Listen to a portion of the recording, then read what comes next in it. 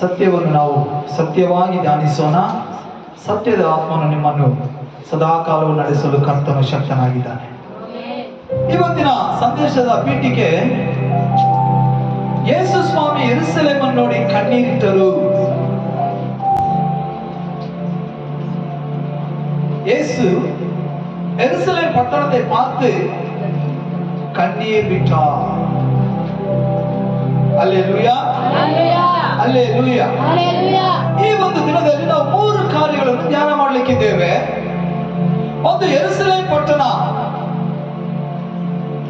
ಎರಡನೇದಾಗಿ, ಯೆರೂಸಲೇಮ್ ಪಟ್ಟಣಕ್ಕೆ ಹೋಗುವುದಕ್ಕೆ ದೇವರು ಉಪಯೋಗಿಸಿದಂತ ಕತ್ತೆ. ಮೂರನೇದಾಗಿ,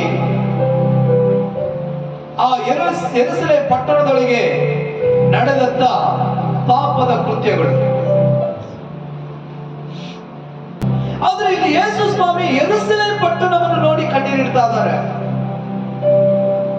ಮೊದಲು ಯೆರೂಸಲೇಮ್ ಪಟ್ಟಣ ಎಂಬುದು ಹೇಗಿತ್ತು, ಅದರ ಮಹಿಮೆ ಏನು ಎಂಬುದನ್ನು ಕುರಿತು ನಾವು ಸತ್ಯವೇದದಲ್ಲಿ ಈ ದಿನದಲ್ಲಿ ನಾವು ಧ್ಯಾನ ಮಾಡೋಣ.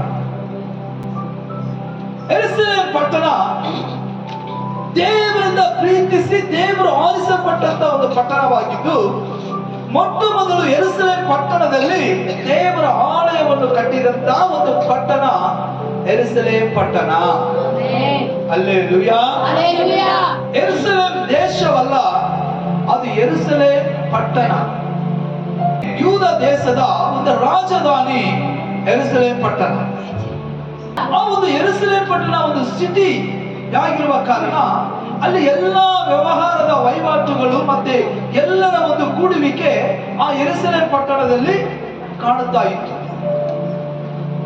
ಈ ಯೆರೂಸಲೇಮ್ ಪಟ್ಟಣಕ್ಕೆ ಇನ್ನೊಂದು ಹೆಸರು ಸಿಯೋನ್. ಯಾಕೆ ಸಿಯೋನ್ ಎಂಬುದಾಗಿ ಯೆರೂಸಲೇಮ್ ಪಟ್ಟಣಕ್ಕೆ ಹೆಸರು ಬಂತು ಎಂಬುದಾಗಿ ನೋಡುವಾಗ, ಈ ಯೆರೂಸಲೇಮ್ ಪಟ್ಟಣ ನಮ್ಮ ರೀತಿಯಲ್ಲಿ ಸಮವಾದ ಭೂಮಿಯ ಮೇಲೆ ಈ ಪಟ್ಟಣ ಇಲ್ಲ. ಈ ಪಟ್ಟಣವು 4 ಬೆಟ್ಟಗಳ ಮೇಲೆ ಕಟ್ಟಲ್ಪಟ್ಟಂತ ಒಂದು ಪಟ್ಟಣ ಯೆರೂಸಲೇಮ್ ಪಟ್ಟಣ.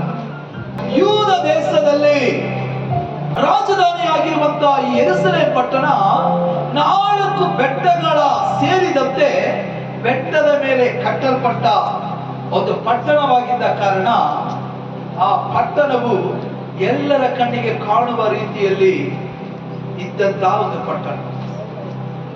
ಆ 4 ಒಂದು ಬೆಟ್ಟಗಳು ಯಾವುದು ಎಂಬುದಾಗಿ ನೋಡುವಾಗ, ಒಂದನೇ ಬೆಟ್ಟ ಚಿಯೋನ್ ಪರ್ವತ,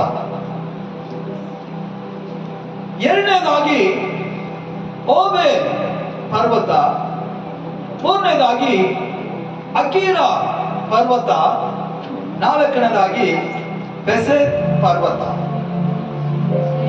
ಈ 4 ಪರ್ವತಗಳು ಸೇರಿದ ಹಾಗೆ ಈ ಪರ್ವತಗಳ ಮೇಲೆ ಇದ್ದ ಪಟ್ಟಣವೇ ಯೆರೂಸಲೇಮ್ ಪಟ್ಟಣ.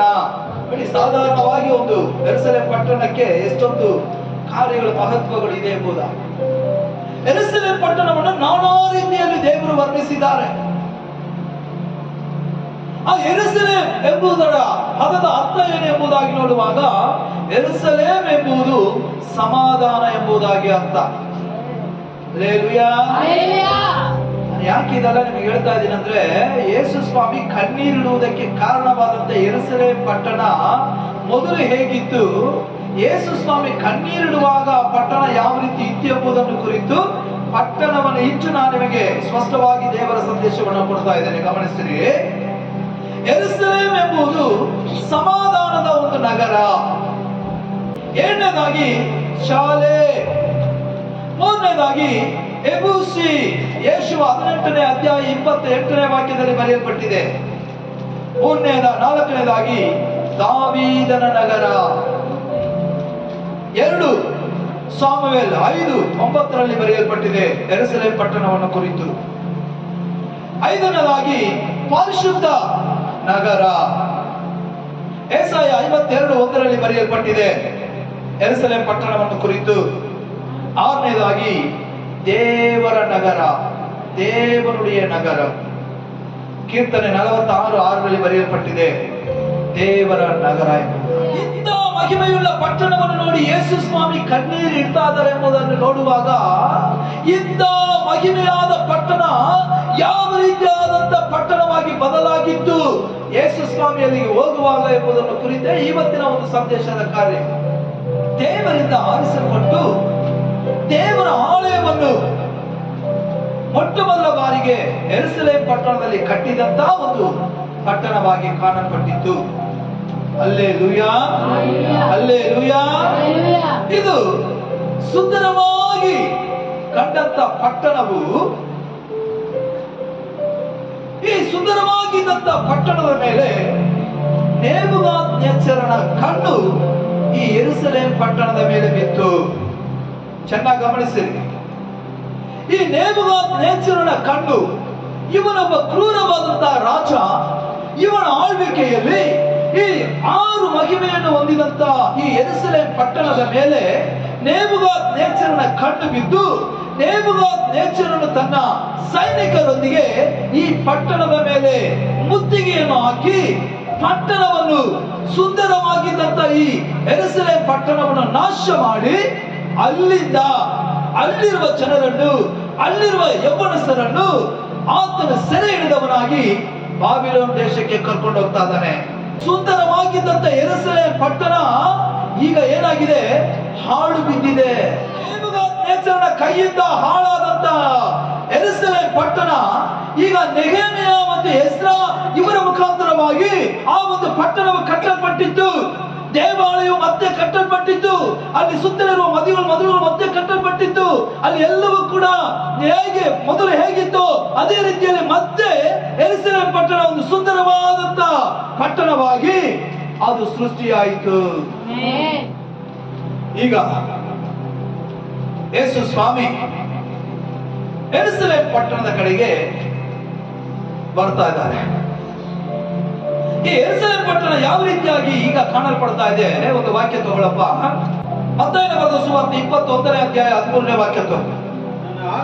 ನನ್ನ ಆಲಯವು ಪ್ರಾರ್ಥನಾ ಆಲಯವೆನಿಸಿಕೊಳ್ಳುವುದು. ಯಾವುದು? ಪ್ರಾರ್ಥನಾ ಆಲಯವೆಂಬುದಾಗಿ ಎಣಿಸಿಕೊಳ್ಳುವುದು ಎಂದು ಬರೆದಿದೆ. ಆದರೆ ನೀವು ಅದನ್ನು ಕಲ್ಲರ ಕವಿಯಾಗಿ ಮಾಡಿದ್ದೀರಿ. ಕಲ್ಲರ ಕವಿಯಾಗಿ ಅದನ್ನ ಮಾಡಿದ್ದೀರಾ. Amen, hallelujah. ಸಾಲೋಮೋನ ಕಟ್ಟಿದಂತ ಆಲಯವು, ದೇವರ ಮಹಿಮೆಯನ್ನು ಹೊಂದಿದಂತ ಆಲಯವು, ಸಾಲೋಮೋನನು ದೇವರ ಸಮ್ಮುಖದಲ್ಲಿ ಆಲಯವನ್ನು ಕಟ್ಟಿದ ಕೂಡಲೇ ಅವನು ಹೇಳುವಂತ ಮಾತು, ದೇವರೇ, ಈ ಸ್ಥಳದಲ್ಲಿ ಯಾರು ಒಂದು ಪ್ರಾರ್ಥನೆ ಮಾಡಿದರು ಅವರ ವಿಜ್ಞಾಪನೆಯನ್ನು ನೀನು ಕೇಳಬೇಕೆಂಬುದಾಗಿ ಸಾಲೋಮೋನನು ದೇವರ ಮುಂದೆ ಒಂದು ವಿಜ್ಞಾಪನೆ ಇಡ್ತಾನೆ. Hallelujah, hallelujah. ಸಾಲೋಮೋನ ಹೇಳ್ತಾ ಇದ್ದಾನೆ, ದೇವರೇ, ಈ ಒಂದು ಸ್ಥಳದಲ್ಲಿ, ಈ ಒಂದು ಆಲಯದಲ್ಲಿ ಯಾರು ಪ್ರಾರ್ಥನೆ ಮಾಡಿದರು ದೇವರೇ, ನೀವು ಕೇಳಿ ಅವರನ್ನು ಬಿಡಿಸಬೇಕೆಂಬುದಾಗಿ ಆತನು ಕೇಳುವಾಗ ದೇವರು ಹೇಳ್ತಾ ಇದ್ದಾರೆ, ಸಾಲೋಮೋನೇ, ಇಲ್ಲಿ ಬಂದು ಪ್ರಾರ್ಥಿಸುವ ಪ್ರತಿಯೊಬ್ಬರ ವಿಜ್ಞಾಪನೆಯನ್ನು ಕೇಳಿ ನಾನು ಅವರನ್ನು ಆಶೀರ್ವದಿಸ್ತೇನೆ. ಹಲ್ಲೆಲೂಯಾ. ಯೇಸು ಸ್ವಾಮಿ ಅಲ್ಲಿ ಹೇಳ್ತಾ ಇರೋದು, ನನ್ನ ಆಲಯವು ಪ್ರಾರ್ಥನಾ ಆಲಯ ಎಂಬುದಾಗಿ ಬರೆಯಲ್ಪಟ್ಟಿದೆ. ಆದರೆ ಯೂದ ಜನರಾಗಿರುವ ನೀವು ನನ್ನ ಆಲಯವನ್ನು ಕಳ್ಳರ ಗುಹೆಯಾಗಿ, ವ್ಯಾಪಾರದ ಮಳಿಗೆಯಾಗಿ, ಬೇಸಿತನದ ಕಾರ್ಯವಾಗಿ ನನ್ನ ಆಲಯವನ್ನು ಕೆಡಿಸಿ ಇವತ್ತು ಪ್ರಾರ್ಥನೆ ಮಾಡುವ ಆಲಯದೊಳಗೆ ವ್ಯಾಪಾರಗಳನ್ನು ಮಾಡಿ ನನ್ನ ಆಲಯವನ್ನು ನೀವು ನಾಶಪಡಿಸಿದ್ದೀರಿ. ஆண்டவர் எழுதப்பட்ட வேலை இயேசு சொல்கிறார், என்னுடைய ஆலயம் ஜெப ஆலயம் என்று எழுதப்பட்டிருக்கிறது. ஆனால் நீங்கள் என் ஆலயத்தை என்ன செய்திருக்கிறீர்கள்? கள்ளர் குகையாய் மாற்றியிருக்கிறீர்கள். எருசலேம் பட்டணம் அழகா தேவனுடைய மகிமையை பெற்ற பட்டணம் இப்ப எப்படி கிடக்குது? பாழா கிடக்குது. அதற்குள்ள கள்ளர்களும், திருடர்களும், மோசக்காரரும், விபச்சாரக்காரரும், வேசித்தனக்காரரும் வியாபாரம் செய்து ஆலயத்தை என்ன செஞ்சிட்டாங்க? தீட்டுப்படுத்திட்டாங்க. ಆಲயம் ಕೆಟ್ಟು ಹೋಗಿ கிடக்கிறது. ಆಲಯಕ್ಕೆ ಓಡಿಸಿದಂತ ದೇವರು ಅದೇ ಆಲಯವನ್ನು ನಿಮ್ಮ ಹೃದಯವಾಗಿ ದೇವರು ಓಡಿಸ್ತಾ ಇದ್ದಾರೆ. ನಿನ್ನ ಹೃದಯ ನನ್ನ ಪ್ರಾರ್ಥನೆಯ ಗುರಿಯಾಗಿರಬೇಕೆ ಹೊರತು, ಹಲ್ಲೆಲೂಯಾ, ಅದನ್ನು ನೀವು ಪಾಪದಿಂದಲೂ, ವೇಷದಿಂದಲೂ, ದ್ರೋಹದಿಂದಲೂ, ಕಳ್ಳತನದಿಂದಲೂ, ಸುಳ್ಳಿನಿಂದಲೂ, ಸುಲಿಗೆಯಿಂದಲೂ, ಮೋಸದಿಂದಲೂ, ಕೆಟ್ಟ ಮಾತಿನಿಂದಲೂ ಅದನ್ನು ಏನ್ ಮಾಡಿದ್ದೀರಾ? ಹಾಳು ಮಾಡಿದ್ದೀರಾ ಎಂಬುದಾಗಿ ಆವತ್ತು ಯೆರೂಸಲೇಮನ್ನು ನೋಡಿ ಕಣ್ಣೀರಿಟ್ಟಂತ ಯೇಸು ಸ್ವಾಮಿ ಇವತ್ತು ನಮ್ಮನ್ನು ನೋಡಿ ಯೇಸು ಸ್ವಾಮಿ ಕಣ್ಣೀರಿಡ್ತಾರೆ. ಹಲ್ಲೆಲೂಯಾ. ಗಮನಿಸಿರಿ, ಲೋಕವನ್ನು ಸೃಷ್ಟಿ ಮಾಡಿದಂತ ರಾಜಾದಿ ರಾಜನಾಗಿರುವಂತ ಯೇಸು ಕ್ರಿಸ್ತನು ಯೆರೂಸಲೇಮ್ ದೇಶಕ್ಕೆ ಹೋಗುವುದಕ್ಕಾಗಿ ಯಾವುದಕ್ಕೂ ಬಾರದಂತ, ಯಾರೂ ಪ್ರೀತಿಸದಂತ, ಯಾರೂ ಅದನ್ನು ಮುಟ್ಟದಂತ, ಯಾರಿಂದಲೂ ಅದು ಪ್ರೀತಿಸಲ್ಪಡದಂತ ದೂರವಾಗಿರುವಂತ ಒಂದು ಕತ್ತೆಯನ್ನ ಯೇಸು ಸ್ವಾಮಿ ಪ್ರೀತಿಸಿ ಅದರ ಮೇಲೆ ಪ್ರಯಾಣ ಮಾಡುವುದಕ್ಕೆ ಯೇಸು ಸ್ವಾಮಿ ಇಷ್ಟಪಡ್ತಾರೆ.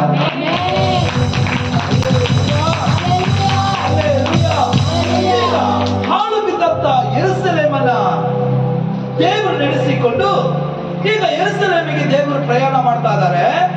ಈಗ ಯೆರೂಸಲೇಮಿಗೆ ದೇವರು ಪ್ರಯಾಣ ಮಾಡುವುದಕ್ಕಾಗಿ ಕತ್ತೆಯನ್ನ ದೇವರು ಆರಿಸಿಕೊಳ್ತಾ ಇದ್ದಾರೆ. ಅದು ಯೇಸು ಸ್ವಾಮಿ ಕತ್ತೆಯ ಮುಖಾಂತರವಾಗಿ ಯೆರೂಸಲೇಮ್ ಪಟ್ಟಣಕ್ಕೆ ಹಾದು ಹೋಗುವರು ಎಂಬುದನ್ನು ಕುರಿತು ಹಳೆಯ ಒಡಂಬಡಿಕೆಯಲ್ಲೇ ಯೇಸು ಸ್ವಾಮಿ ಸಕಾರ್ಯ 9ನೇ ಅಧ್ಯಾಯ 9ನೇ ವಾಕ್ಯದಲ್ಲಿ ಸ್ಪಷ್ಟವಾಗಿ ಯೇಸು ಸ್ವಾಮಿಯ ಕುರಿತು ತಂದೆಯಾದ ದೇವರು ಬರೆದಿದ್ದಾರೆ. ನೋಡ್ರಿ, ಸಿರಿಯೋನ್ ಕುಮಾರತಿಯೇ, ಬಿಗವು ಕಲಿಗೂರಿ, ಯೆರೂಸಲೇಮ್ ಕುಮಾರತಿಯೇ, ಗಂಭೀರமாயிரு, இதோ உன் ராஜ்யா எங்க வருகிறார்? உன்னிடத்தில் வருகிறார். அவர் நீதி உள்ளவரோ, அவர் ரட்சிக்கிறவரோ, தாழ்மை உள்ளவரோ, கழுதை மேலும் கழுதை குட்டியாகிய பரியின் மேலும் ஏறி வருகிறவருமாய்.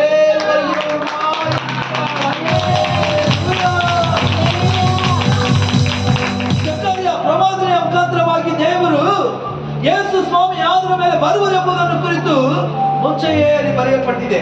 ಕನ್ನಡದಲ್ಲಿ ಓದಪ್ಪ ವಾಕ್ಯನ. ಸಿಯೋನ್ ನಗರಿಯೇ, ಬಹು ಸಂತೋಷ ಪಡು, ಯೆರೂಸಲೇಮ್ ಪುರಿಯೇ, ಯೆರೂಸಲೇಮ್ ಸ್ತ್ರೀಯೇ, ಪುರಿಯೇ, ಹರ್ಷಧ್ವನಿಗೈ, ನೋಡು ನಿನ್ನ ಅರಸನು ನಿನ್ನ ಬಳಿಗೆ ಬರುತ್ತಾನೆ, ಆತನು ನ್ಯಾಯವಂತನು, ಸುರಕ್ಷಿತನು, ಶಾಂತ ಗುಣವುಳ್ಳವನಾಗಿದ್ದಾನೆ. ಕತ್ತೆಯನ್ನು ಅದು ಪ್ರಾಯದ ಕತ್ತೆ ಮರಿಯನ್ನು ಹತ್ತಿದವನಾಗಿ ಬರುತ್ತಾನೆ.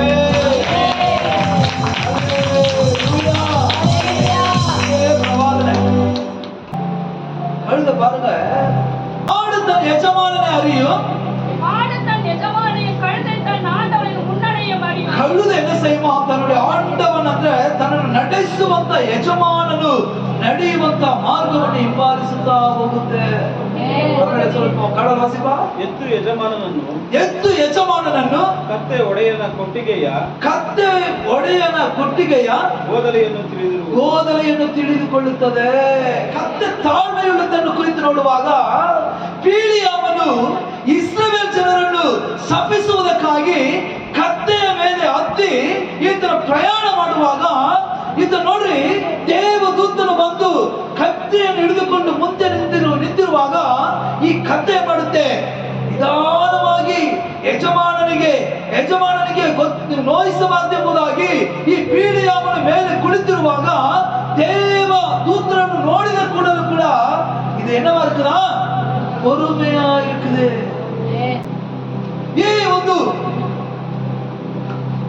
பொறுமை ಅದೇ ತಾಳ್ಮೆಯನ್ನು ಕಾಣದಂತ ಪೀಳಿಯಾಮನು ಕತ್ತೆಯನ್ನ ಕಟ್ಟಿಗೆಯಿಂದ ಹೊಡಿತಾನೆ. ಅದು ಎಷ್ಟು ಏಟು ತಡ್ಕೊಳ್ಳುತ್ತೆ?